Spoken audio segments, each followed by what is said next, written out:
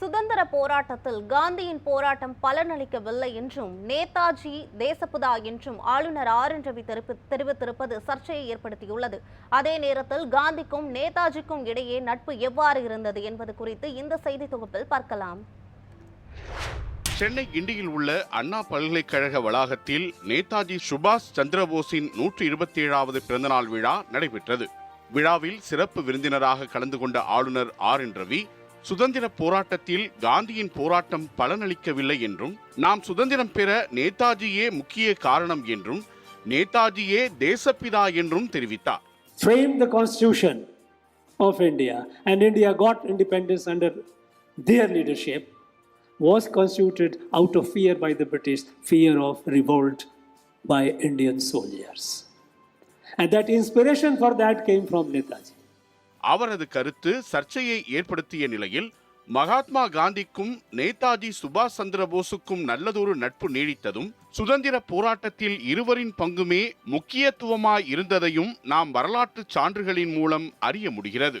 இந்திய அரசின் மிக உயரிய பதவியான ICS பதவிக்கு தேர்ந்தெடுக்கப்பட்டு லண்டனில் பயிற்சியை முடித்த நேதாஜி இந்திய விடுதலையில் தன்னை ஈடுபடுத்திக் கொள்ளவே பதவியை ராஜினாமா செய்தார்.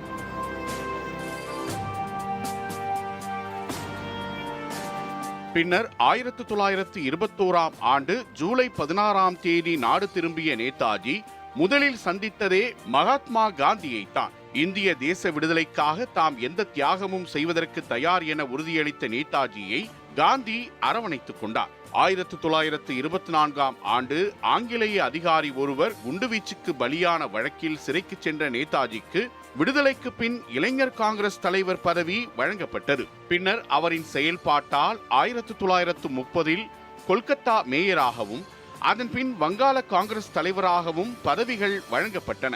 இதற்கிடையே நேதாஜியின் உத்வேகத்தை கண்ட மகாத்மா காந்தி சுதந்திர போராட்டத்தில் அவரை சரியாக பயன்படுத்திக் கொள்ள விரும்பினார். பின்னர் 1937ஆம் ஆண்டு நடைபெற்ற சந்திப்பில் காங்கிரஸ் தலைவர் பதவியை நேதாஜி ஏற்றுக்கொள்ள வேண்டும் என காந்தி கேட்டுக்கொண்டார். காந்தி கேட்டுக்கொண்டதற்கிணங்க நேதாஜி காங்கிரசின் தலைமை பொறுப்பை ஏற்றார். நேதாஜி தலைமை பொறுப்பு வகித்த ஓராண்டு காலம் காந்தியிடம் நட்புறவாகவே செயல்பட்டார்.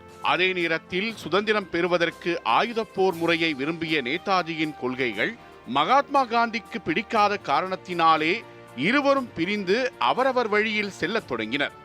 இருப்பினும் நேதாஜி ஒவ்வொரு முறையும் காந்தியின் ஆலோசனையை ஏற்க மறுத்ததே இல்லை என்றே வரலாற்று சான்றுகள் தெரிவிக்கின்றன. காந்தியிடம் நீண்ட நட்புறவில் இருந்த நேதாஜி 1943ஆம் ஆண்டு காந்தியின் 75வது பிறந்த நாளன்று பாங்காக் நகர வானொலியில் பேசினார். அதில் இந்திய மக்களாகிய நாம் அனைவரும் காந்தியை வணங்குவோம், அவர் நடத்தி வரும் விடுதலை போரில் வெற்றி பெற வாழ்த்துவோம், அந்த வெற்றி வரலாற்றில் பொன்னு எழுத்துக்களால் பொறிக்கப்பட வேண்டும் என கூறி தனது வாழ்த்துக்களை தெரிவித்தார்.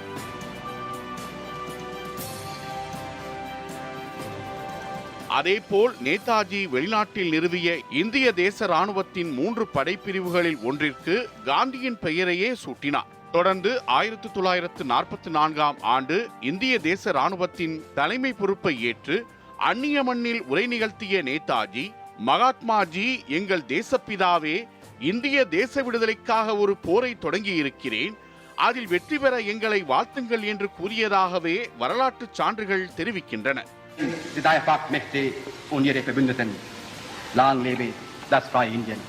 1945ஆம் ஆண்டு விமான விபத்தில் நேதாஜி இறந்துவிட்டதாக செய்திகள் வெளியானது.